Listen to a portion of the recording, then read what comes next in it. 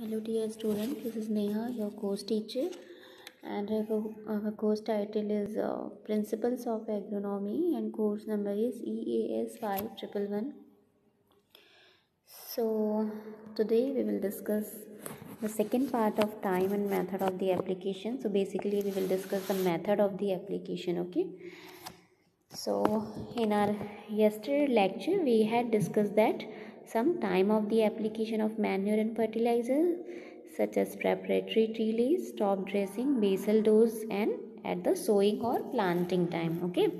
And after that we had seen that some kind of method of the application of fertilizers, okay? So we had seen three major method for the application of fertilizers. So first one is broadcasting, drilling and location or the spot placement, okay? So location and spot placement has been divided into three category. Which category? Three category. First is row and hill placement and circular placement or circular applying fertilizers method also, okay?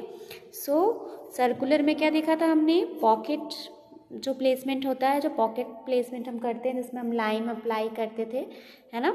And then after हमने देखा था कि side dressing करते हैं, palette application करते हैं, ये सारी चीज़ें थी, ठीक है?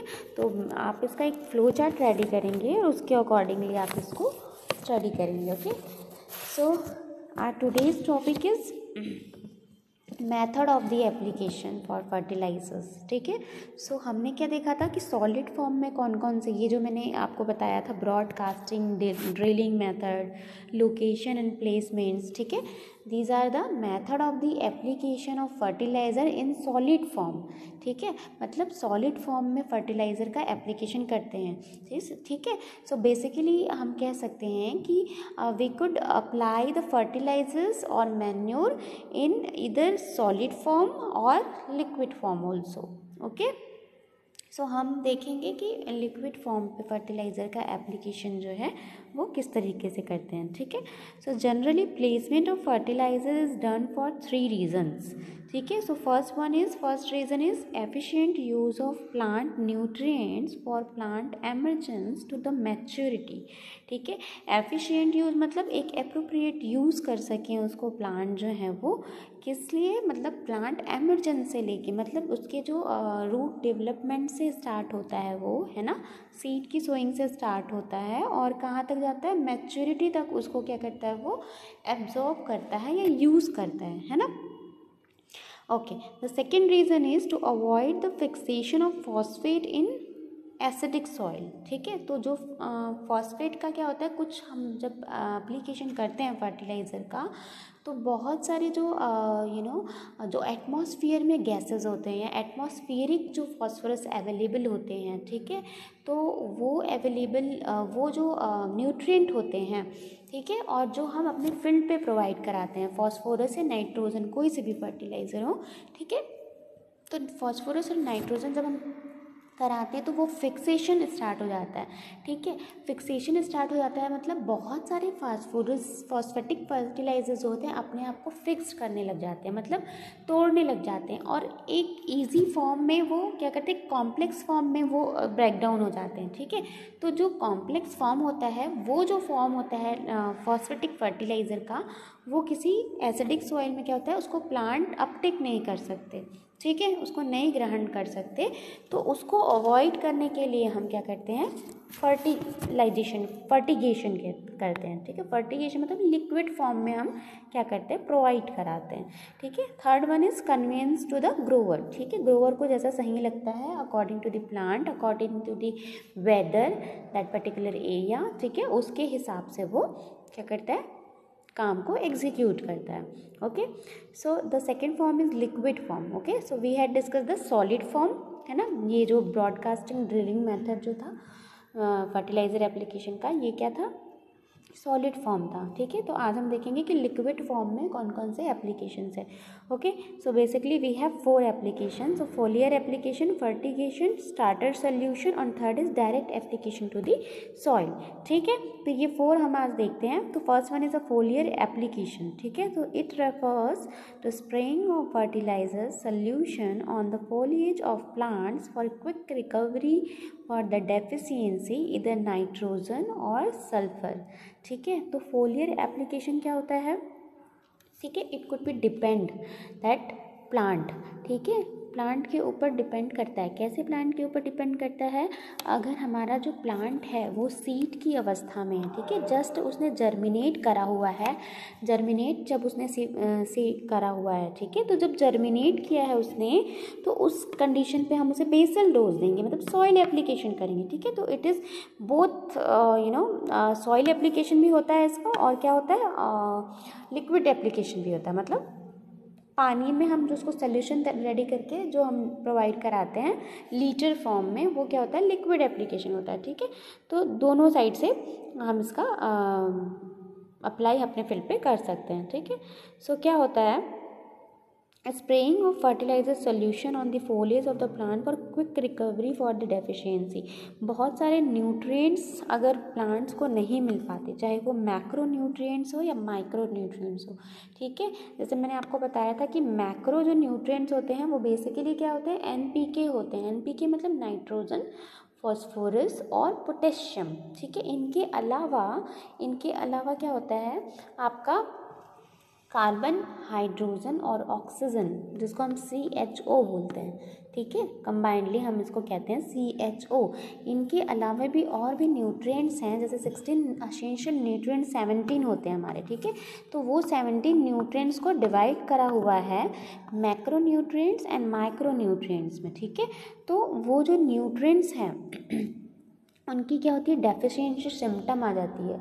मतलब अगर हमें सपोज़ आप करें कि नाइट्रोजन की कमी हो गई पैडी के क्रॉप में, ठीक है, तो वो नाइट्रोजन की कमी के कारण जो लीव्स होते हैं वो येलोइंग फॉर्म में, मतलब क्लोरोफिल की कमी हो जाती है, ठीक है, अच्छे से फोटोसिंथेसिस प्रोसेस नहीं हो पाता, तो लीव जो है, leave has to become yellowing form, okay.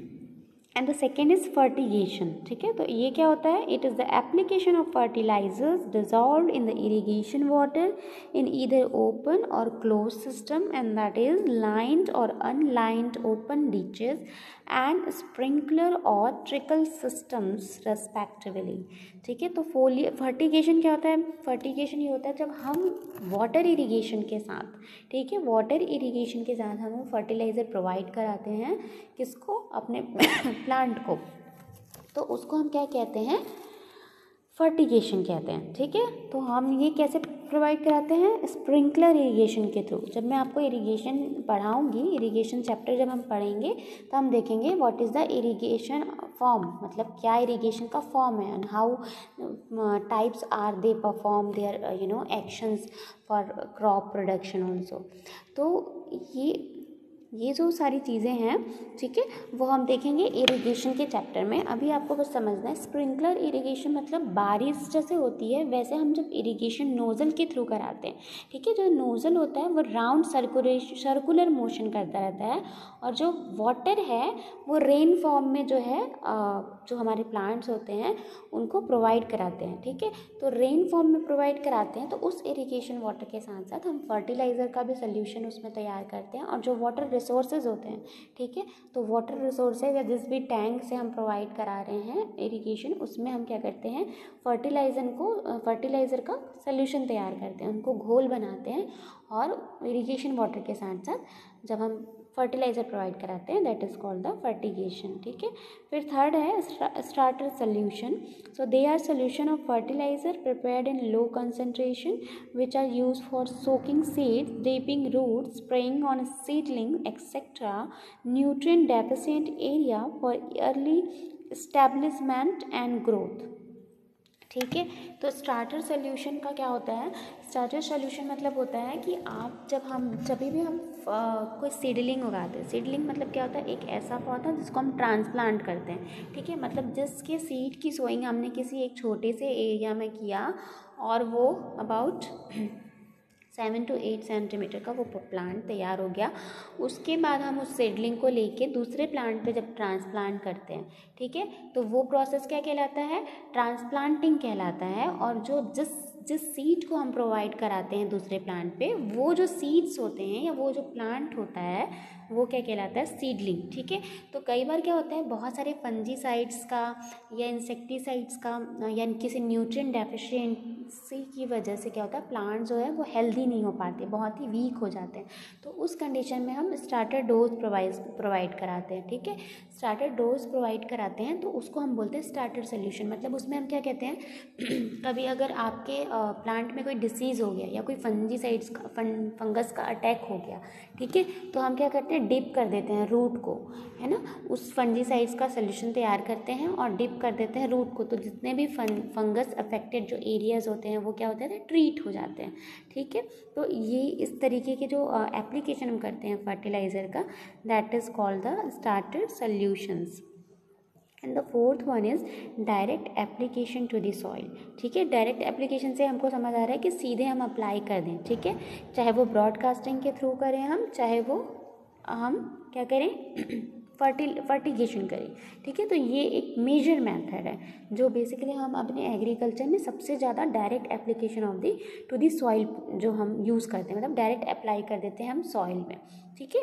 So liquid fertilizers like anhydrous ammonia are directly applied to the soil with special injecting equipments, ठीक है। तो एक इंजेक्टिंग इक्विपमेंट्स होता है, ठीक है। जब हम सॉइल साइंस में आप पढ़ेंगे कि जो भी इक्विपमेंट्स होते हैं वो किस तरीके के होते हैं और कैसे सॉइल में अप्लाई करे जाते हैं, चाहे वो इंसेक्टिसाइड्स प्रोवाइड कराने हो हमको या फर्टिलाइज़र प्रोवाइड कराने हो, ठीक है। तो एक स्पेसिफिक हम कह सकते हैं कि स्पेशल इंजेक्टिंग इक्विपमेंट्स होते हैं जिनके थ्रू हम क्या करते हैं, डायरेक्ट सॉइल में क्या करते हैं, फर्टिलाइज़र प्रोवाइड कराते हैं फॉर ट्रीटिंग न्यूट्रिएंट डेफिशिएंसी, ठीक है।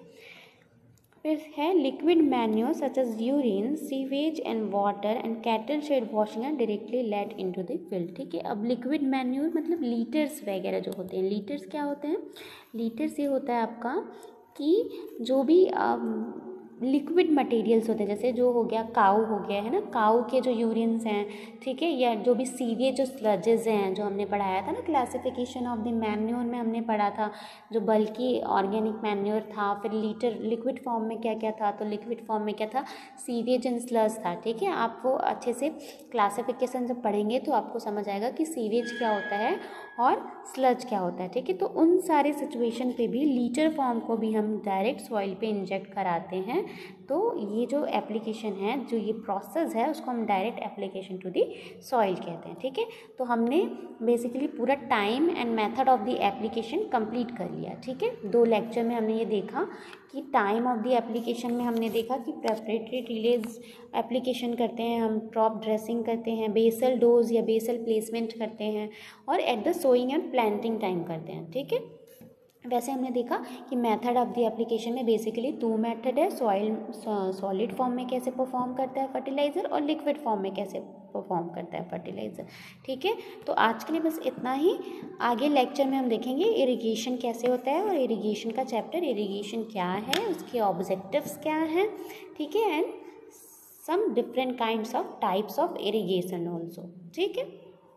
So thank you very much, and till then be safe, take care, thank you.